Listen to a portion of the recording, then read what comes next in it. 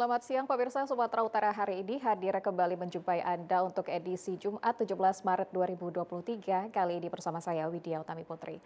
Seperti biasa sejumlah informasi telah dirangkum tim redaksi kami untuk Anda dan berikut Sumatera Utara hari ini selengkapnya.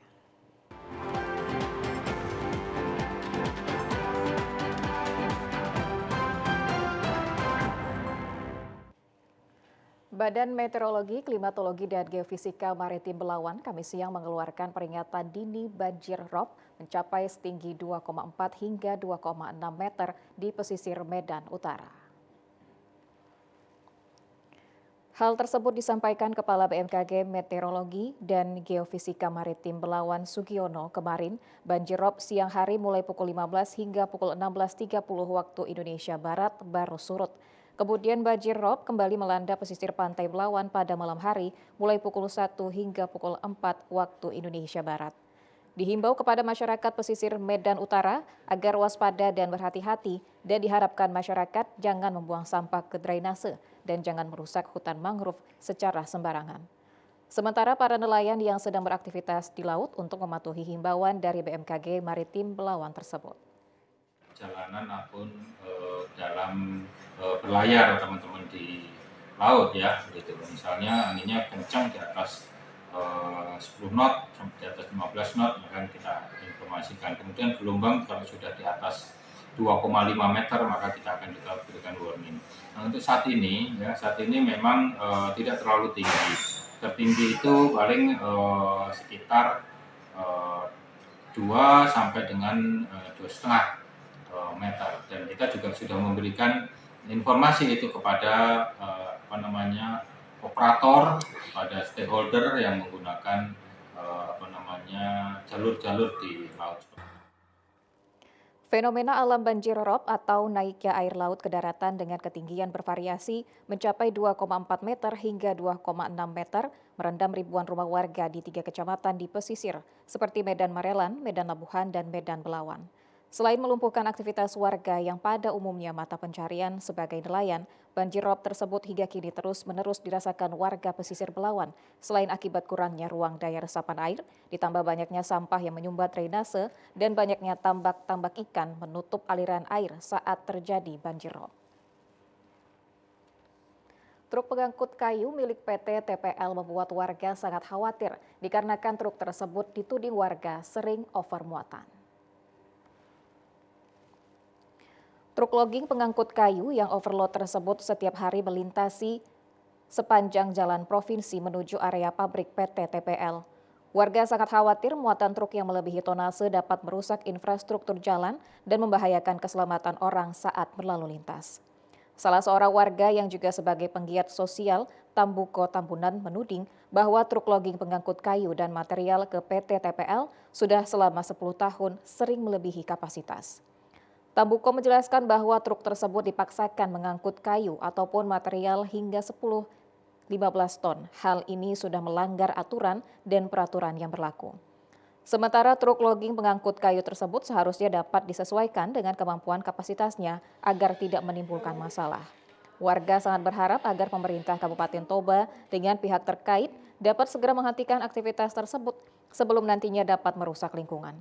Sementara itu, Kepala Bidang Lalu Lintas dan Angkutan Dinas Perhubungan Kabupaten Toba, Gibson Sinaga, mengapresiasi perhatian dan kepedulian masyarakat untuk hal ini. Pihaknya berjanji akan melakukan observasi dan peninjauan secara langsung ke lapangan dan apabila ditemukan nanti akan melakukan penindakan sesuai aturan dan peraturan yang berlaku. Kalau sebenarnya itu bukan hanya overload, itu jelas sudah melanggar aturan itu. Pada saat ini memang keluhan-keluhan dari masyarakat sudah sangat banyak. Banyak yang mengeluh. Jadi saat ini saya tegaskan, saya sebagai pegiat sosial, saya minta Polres Toba dan Dinas Perhubungan Kabupaten Toba tertibkan itu dengan segera. Kenapa sampai gitu merusak jalan itu dengan secepatnya? Bagaimana itu dengan tonase yang 7 ton itu kalau diesel yang melintas itu bisa muat sampai 14 ton, 13 ton. Apa enggak merusak? Oleh karena itu makanya Dinas Perhubungan Kabupaten Toba bekerja sama dengan Polres Toba harus secepatnya tertibkan itu. Yang peduli tentang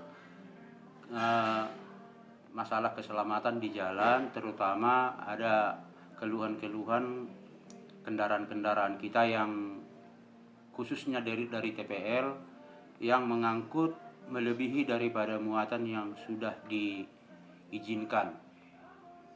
Kami sampaikan pada kesempatan ini bahwa kami survei dulu kebenaran daripada informasi ini, dan nantinya apabila ada kami temukan sesuai dengan pengaduan tersebut, kami akan tidak lanjuti sesuai dengan aturan peraturan yang berlaku.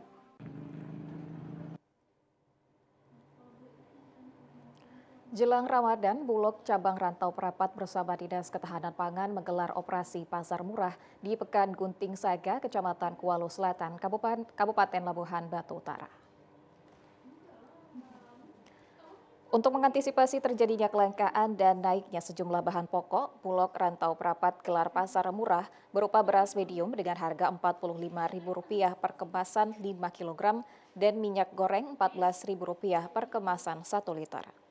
Sementara itu, Dinas Ketahanan Pangan mengambil andil memasarkan hasil budidaya tanaman dari beberapa kelompok tani, berupa sayuran seperti cabai merah, kacang panjang, terong, gambas, ubi kayu, pisang, dan lain-lain, serta gula pasir dengan harga di bawah pasaran. Salah seorang konsumen, Juliana, mengatakan dengan adanya pasar murah ini, masyarakat sangat terbantu mendapat kebutuhan pokok dengan harga murah.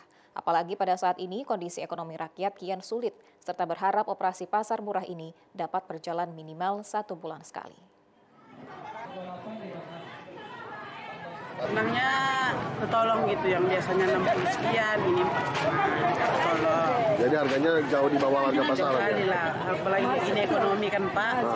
Ya, kalau bisa dibalas sebulan sekali Pak, biar lebih menolong kali lagi, biar lebih senang hati.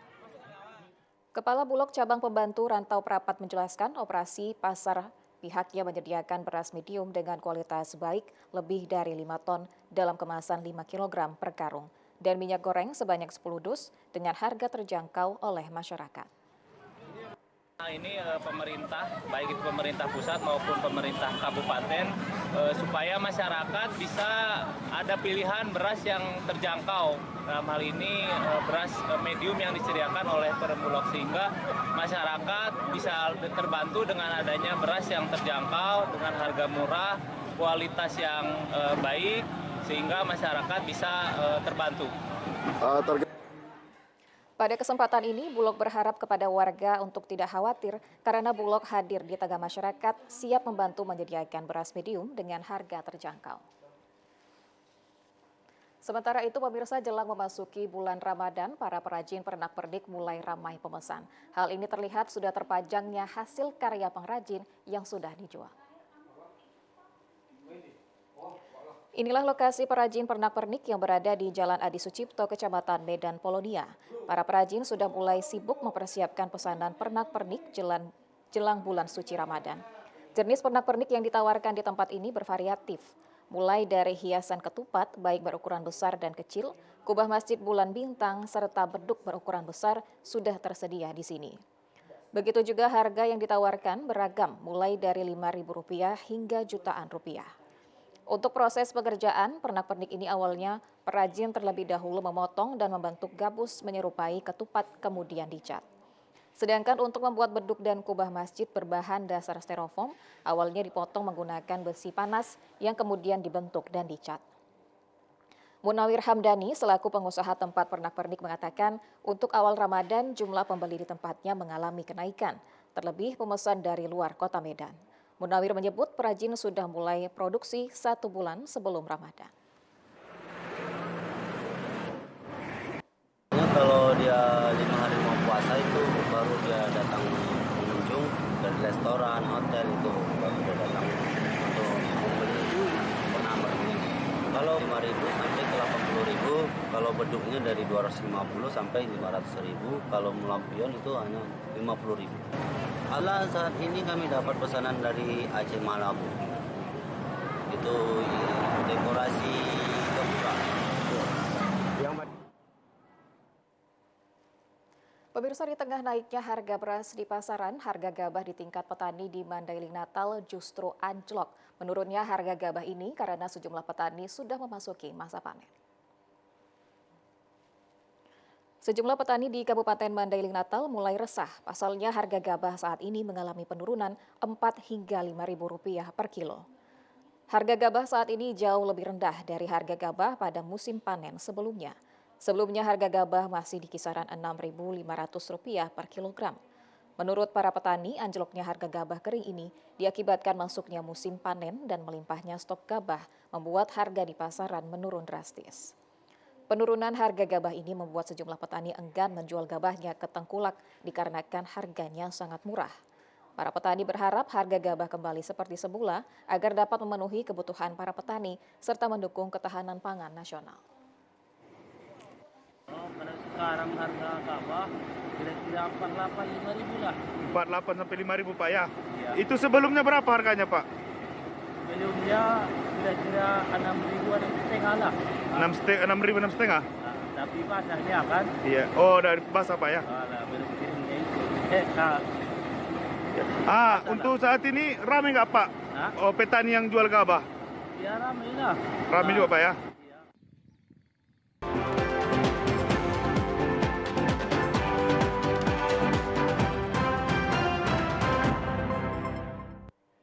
Terima kasih Anda masih menyaksikan Sumatera Utara hari ini. Pemirsa, menghadapi pemilu 2024, Komisi Penyiaran Indonesia Pusat meminta dukungan sekaligus lembaga penyiaran sebagai katalisator, memiliki peranan dalam menyampaikan informasi yang baik serta penyejuk masyarakat selama pesta demokrasi berlangsung. Lembaga penyiaran televisi dan radio sebagai media menyampaikan informasi dituntut menjadi katalisator berita yang benar dan mampu mewujudkan pesta demokrasi pemilu berlangsung damai. Komisioner KPI Pusat Nuning Rodia saat menghadiri press camp terhadap sejumlah awak media di Simalungun kemarin menyatakan harapan besar terhadap awak media penyiaran memberikan pesan informasi berkaitan dengan tahapan pemilu yang jujur dan adil sehingga terwujudnya pesta demokrasi berkualitas dalam penyiarannya. Banyaknya informasi hoaks beredar di masyarakat di tengah berkembangnya teknologi saat ini menjadi tantangan bagi media penyiaran untuk dapat membuktikan kebenarannya.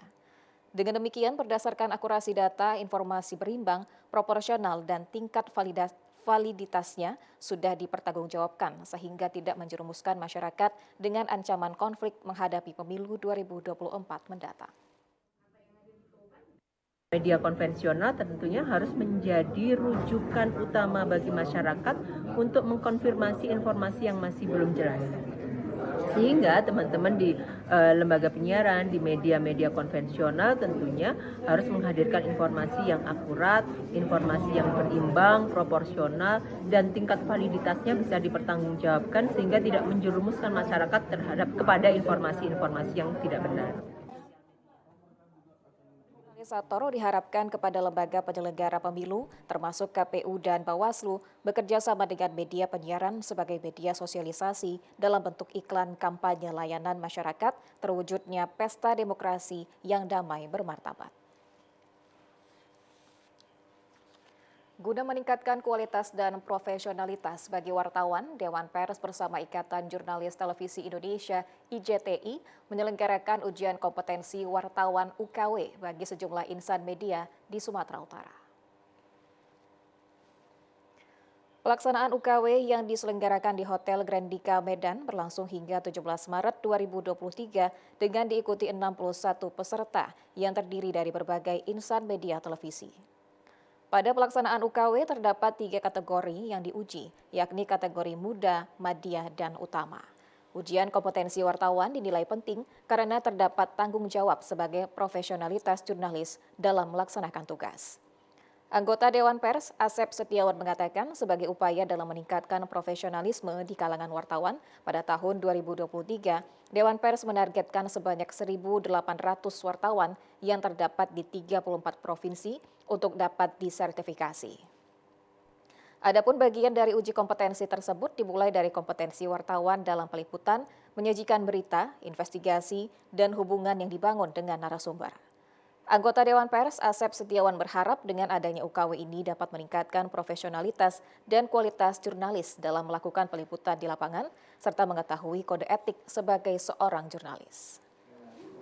Uji kompetensi wartawan yang diselenggarakan oleh Dewan Pers untuk wartawan-wartawan di seluruh Indonesia di 34 provinsi ini tujuannya antara lain adalah untuk pertama meningkatkan profesionalisme wartawan itu sendiri, kedua adalah untuk memisahkan antara wartawan yang profesional dengan wartawan yang belum profesional, tidak profesional, atau mereka bekerja seolah-olah profesional. Nah, jadi dalam istilah yang belum profesional inilah kita mengajak semuanya untuk melakukan uji kompetensi wartawan. Sehingga di lapangan nanti masyarakat bisa mengetahui ini adalah mereka yang sudah memiliki kartu kompetensi dan yang belum. Ketua IJTI Sumatera Utara Tuti Alawiyah Lubis mengatakan diadakannya UKW tersebut bertujuan untuk meningkatkan kualitas dari para jurnalis sehingga akan berdampak pada produk jurnalis yang dihasilkan. Ya, hari ini kita melaksanakan uji kompetensi jurnalis dan kebetulan ini yang terbesar memang ya semenjak dilaksanakan di Medan Sumatera Utara. Tujuannya kita tentu untuk mengupgrade kualitas dari teman-teman jurnalis sendiri. Dengan adanya peningkatan kualitas tentunya juga ini akan berdampak kepada hasil produk jurnalis yang kita buat di sini. Jumlah keseluruhan peserta kita hari ini ada sekitar 61 orang, ada sekitar 10 asesor. Ya tentunya ini kita berharap semuanya berjalan lancar, jangan sampai ada yang nggak lulus gitu tentunya. Jangan ya kita berharap dengan adanya uji kompetensi ini sekali lagi teman-teman juga mendapatkan akses atau kemudahan dengan adanya regulasi-regulasi maupun arti dari UKJ sendiri lebih terakomodir ya dalam dunia luas, dalam dunia aplikasi kerja dan industri itu sih. Beralih ke informasi lain, pemirsa, pendaftaran QR Code solar subsidi terus meningkat hingga 89%. Pemerintah terus melakukan evaluasi terhadap pemberlakuan QR Code solar bersubsidi. Pemberlakuan pembelian solar bersubsidi dengan QR Code telah berjalan sejak tanggal 1 Maret 2023 di sejumlah stasiun pembelian bahan bakar umum. Sejumlah pengendara jenis bahan bakar minyak solar terlihat mulai menggunakan QR Code saat membeli bahan bakar minyak jenis solar di beberapa stasiun pengisian bahan bakar umum di Medan, Sumatera Utara. Pertamina Patraniaga Regional Sumbagot menegaskan adapun penerapan penggunaan QR Code untuk pembelian BBM bertujuan agar BBM bersubsidi lebih tepat sasaran dan menghindari kecurangan pembelian solar di lapangan, sehingga BBM bersubsidi tersalurkan bagi masyarakat yang memang berhak. Salah seorang driver, Supriyanto, mengaku QR barcode memudahkannya dalam mendapat solar bersubsidi.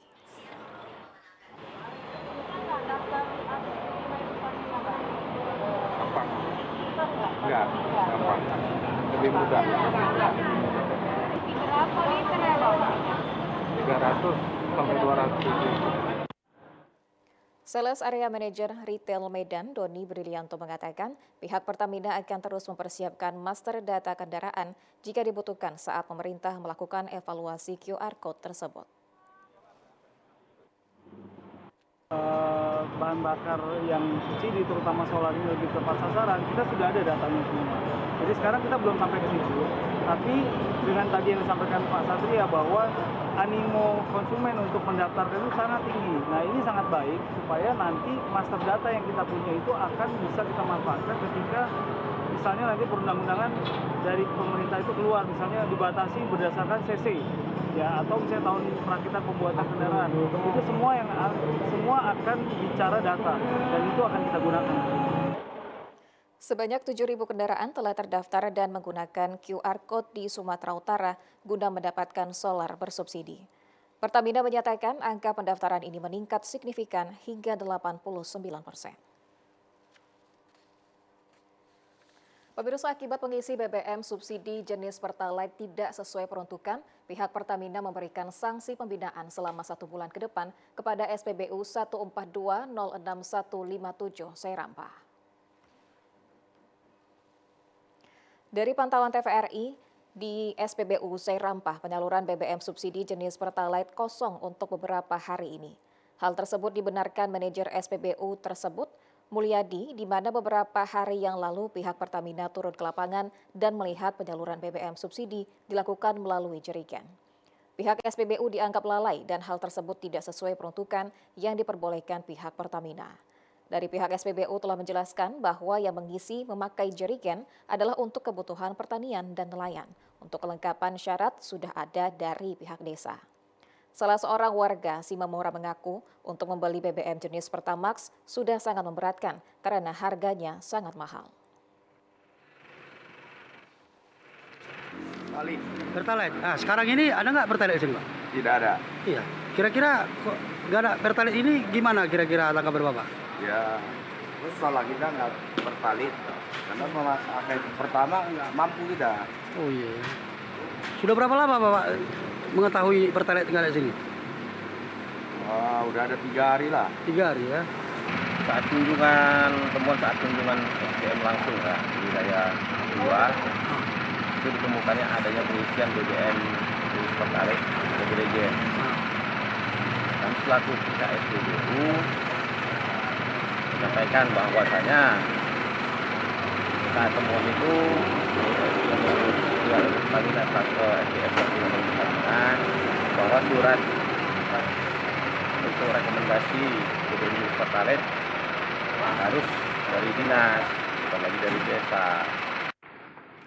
Sementara Susanto Agus Satria selaku area manajer Pertamina Regional Sumbagut membenarkan pembinaan dilakukan terhadap SPBU tersebut mulai 10 Maret hingga 10 April mendatang. Pemirsa, tempat pembuangan akhir sampah di Pintu Bosi, Kecamatan Lagu Boti, Kabupaten Toba yang dipergunakan mulai tahun 2001 diperkirakan akan mengalami over kapasitas pada tahun 2027 mendatang. Salah seorang pecinta lingkungan, Tiarma Galingging, menjelaskan TPA Induk Pintu Bosi ini sangat memprihatinkan. Tidak ada proses pengolahan sampah yang baik. Dikatakan banyaknya limbah sampah yang dihasilkan masyarakat dan kurangnya tempat pembuangan sampah menjadi sumber polusi dan pencemaran tanah, air, dan udara. Salah satu aspek permasalahan pengelolaan sampah adalah tidak tersedianya lahan yang kosong. Hal ini membutuhkan berbagai aspek pendukung agar penanganan sampah tersebut tidak menimbulkan masalah. Tidak ada proses pengolahan di sini kecuali hanya penumpukan, digeser. Tahun lalu saya ke sini berkunjung, ini jurang. Nah, sekarang setahun sudah rata. Nah, kalau terus begitu, terus kita tumpuk open dumping, tentu banyak masalah nanti yang kita hadapi. Satu, pencemaran lingkungan tentunya. Nanti kalau sudah over kapasitas, kemana lagi? Kan gitu. Jadi seharusnya memang kita mulailah sekarang pengolahan. Mari kita sama-sama dengan stakeholder terkait mengolah sampah ini. Karena kalau bukan kita yang menyelesaikan, siapa lagi? Sementara itu, pihak pengelola TPA Pintu Bosi Dinas Lingkungan Hidup Kabupaten Toba, John Roy Pangaribuan, menyebutkan sistem pengelolaan sampah saat ini diterapkan sistem terbuka atau open dumping, di mana sampah dibuang begitu saja dalam sebuah tempat pembuangan akhir tanpa ada perlakuan apapun dan tidak ada penutupan tanah. Sistem ini dinilai sangat mengganggu lingkungan dan dia berharap pemerintah Kabupaten Toba minimal dapat menggunakan sistem kontrol landfill yang merupakan peningkatan dari open dumping.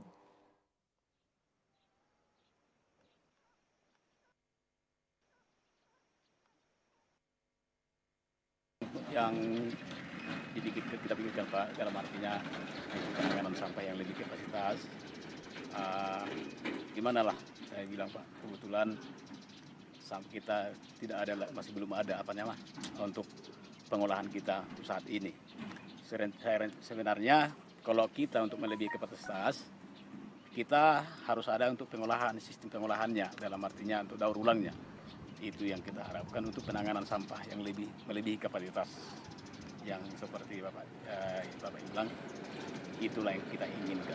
Prediksikan di 2027 ini sudah over kapasitas nanti sampahnya. Menurut perhitungan saya, sampah yang masuk ke TPA kita Pak sampai saat ini Armada kita masih udah 17 dengan kapasitas 8 meter kubik. Berarti sampah yang masuk ke TPA kita sampai saat ini sekitar 60 ton per hari.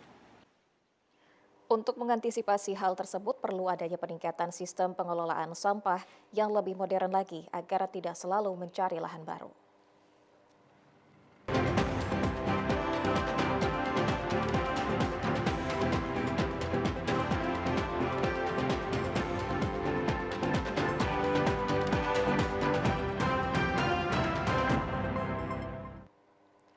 Guna memperkuat kolaborasi antar organisasi perangkat daerah Kota Medan, Perumda Pasar Kota Medan menggelar turnamen bulu tangkis di gelanggang olahraga bulu tangkis Sumatera Utara, Jalan PBSI Percut Seituan, Deli Serdang.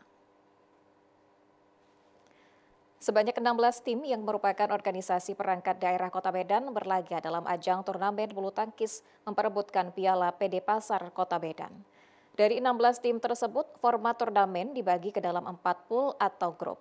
Turnamen yang bertujuan untuk meningkatkan silaturahmi dan kolaborasi antar OPD Kota Medan ini telah digelar 2 kali sejak dimulai pada tahun lalu. Turnamen bulu tangkis yang berlangsung sejak 11 hingga 16 Maret 2023 diharapkan mampu membangkitkan semangat dan gairah olahraga bagi pegawai di lingkungan Pemko Medan dan seluruh OPD. Seluruh tim yang bertanding dalam 4 grup ini juga diharapkan mampu mencerminkan nilai-nilai sportivitas dalam berolahraga sehingga dapat diaplikasikan dalam tugas sehari-hari dalam melayani masyarakat Kota Medan. Dirut PD Pasar Kota Medan Suwardo mengatakan turnamen bulu tangkis antar OPD yang telah digelar selama 2 tahun berturut-turut mengandung nilai semangat kolaborasi yang selalu digaungkan oleh Wali Kota Medan. Dirinya berharap dengan digelarnya turnamen ini kekompakan antar OPD Pemko Medan dapat kian terjalin. Turnamen ini juga digelar guna menjaring para pegawai OPD Kota Medan yang berbakat dalam bidang bulu tangkis. Diharapkan dalam gelaran ketiga pada tahun depan, turnamen ini dapat lebih meriah dan OPD yang berpartisipasi dapat lebih banyak lagi.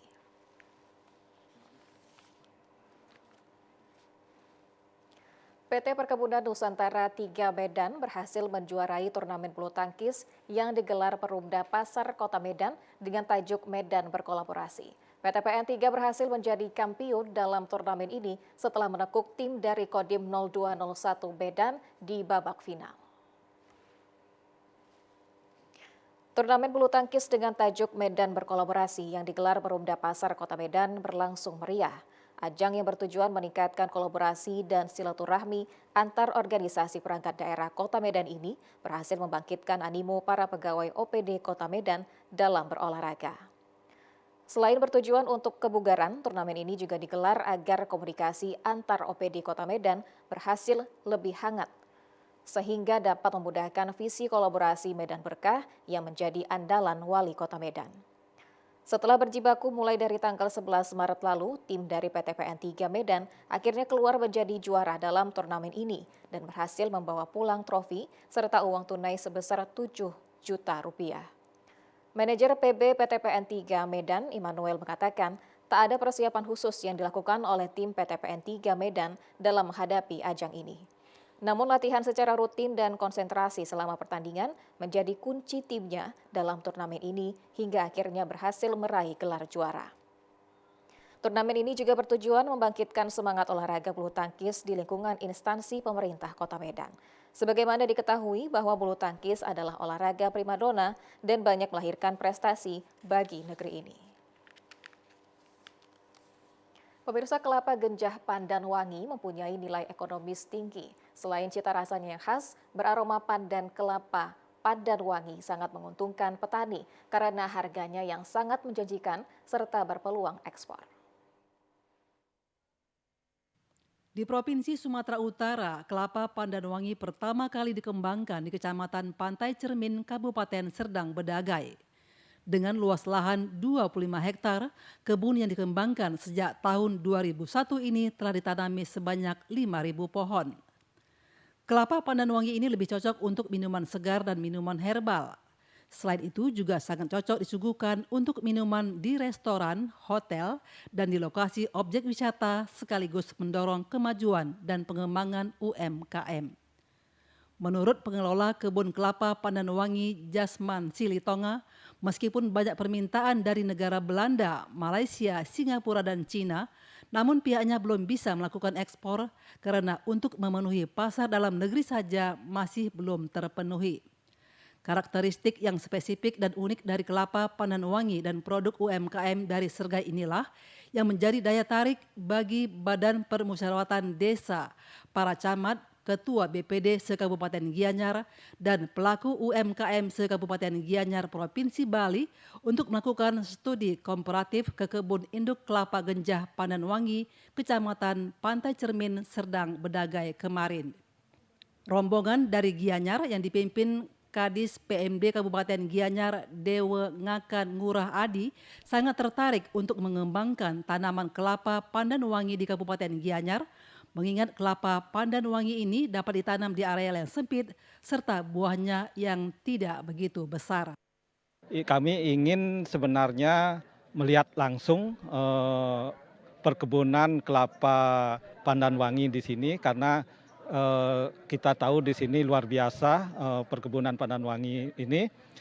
Tentunya ke depannya kita bisa melakukan kerjasama terkait dengan masalah apakah itu nanti buah dari kelapa mudanya ini, karena ini sangat prospeknya. Kalau di Bali, kami di Gianyar ini tentunya terkenal dengan pariwisatanya. Ini bisa sangat memungkinkan untuk bisa nanti diserap di hotel-hotel. Demikian juga ini bibit kelapa Pandanwangi ini tentunya bisa nanti kita kembangkan di Gianyar. Ketua Asosiasi UMKM Provinsi Sumatera Utara, Ujiana Sianturi, mengatakan produk kelapa Pandanwangi dari Sergai ini merupakan satu-satunya produk bersertifikat nasional. Dikatakan kerjasama yang dijalin dengan BPD se-Kabupaten Gianyar ini akan segera ditindaklanjuti dengan mengirim bibit kelapa Pandanwangi dan produk UMKM lainnya.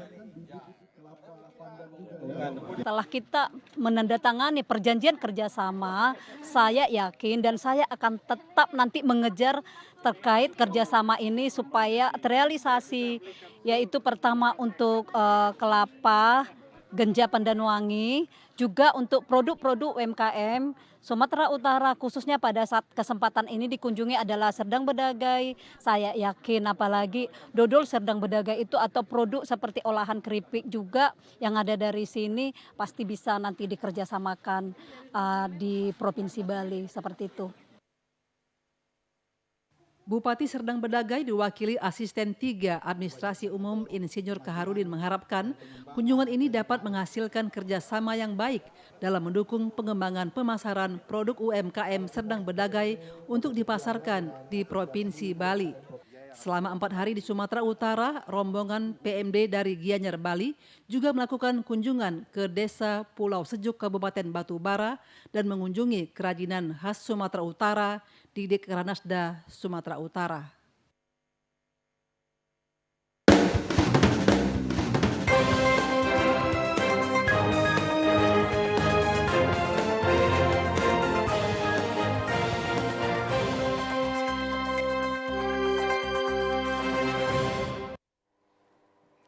Menteri Pendayagunaan Aparatur Negara dan Reformasi Birokrasi melakukan kunjungan ke Kota Bengkulu. Dalam kunjungannya, Menteri menekankan kepada pemerintah daerah untuk mempermudah pelayanan publik kepada seluruh elemen masyarakat. Dalam kunjungan ke Kota Bengkulu, Menteri Pendayagunaan Aparatur Negara dan Reformasi Birokrasi, Abdullah Azwar Anas, meresmikan gedung 3 wilayah Mall Pelayanan Publik di Provinsi Bengkulu, di antaranya Kota Bengkulu, Kabupaten Mukomuko, dan Kabupaten Bengkulu Tengah. Dalam penyampaiannya, Menteri menekankan kepada pemerintah daerah setempat agar lebih mempermudah pelayanan publik pada seluruh lapisan masyarakat. Selain itu, Menteri juga menyampaikan pelayanan publik ini segera diintegrasikan ke layanan dengan teknologi digital. Secara bertahap, beberapa daerah yang sudah lebih advance, ini bulan depan akan masuk ke MPP digital. Sehingga MPP digital ini kadang tidak perlu hadir fisik di beberapa layanan. Dan atas nama Kementan RB, saya senang karena akhirnya yang sudah kita tunggu di provinsi ini yang sudah lama sekali kami harap ada mall pelayanan publik, akhirnya pecah telur ada 3, 1 kota dan 2 kabupaten sudah membuat mall pelayanan publik. Adapun 3 gedung pelayanan publik atau MPP ini merupakan yang pertama di Provinsi Bengkulu. Menteri pun berharap dengan hadirnya MPP ini, masyarakat semakin mudah untuk mengurus berbagai urusan administrasi negara ataupun yang lainnya. Khairil Ansori, TVRI Bengkulu melaporkan. Warga diminta untuk menghindari bermukim di kawasan aliran sungai sebagai antisipasi adanya banjir bandang.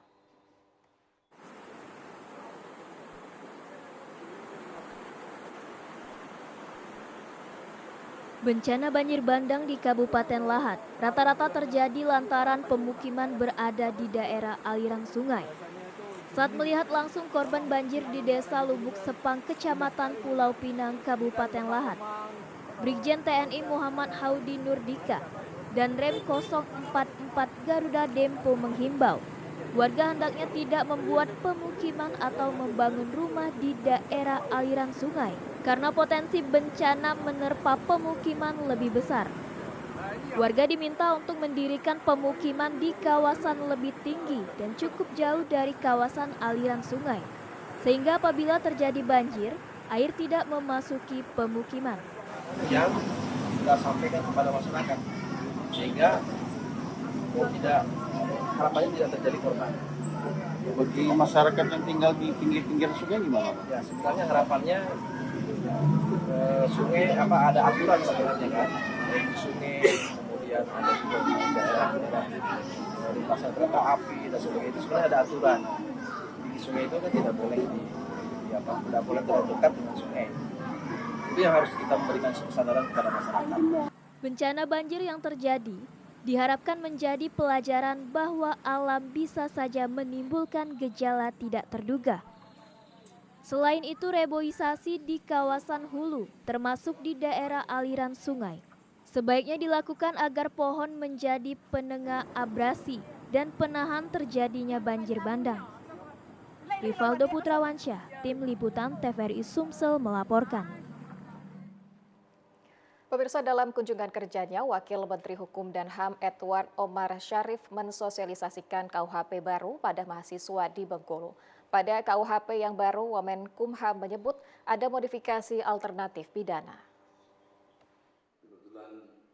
Wakil Menteri Hukum dan HAM Edward Omar Syarif, Yarij, mensosialisasikan Kitab Undang-Undang Hukum Pidana atau KUHP baru. Undang-Undang Nomor 1 Tahun 2023 kepada mahasiswa dalam kunjungan kerjanya Kamis siang di Provinsi Bengkulu. Wamenkumham Edward menyebut dalam KUHP baru terdapat modifikasi alternatif pidana untuk mencegah vonis pidana dalam waktu singkat. Tidak hanya berorientasi pada kepastian hukum, namun juga keadilan dan kemanfaatan.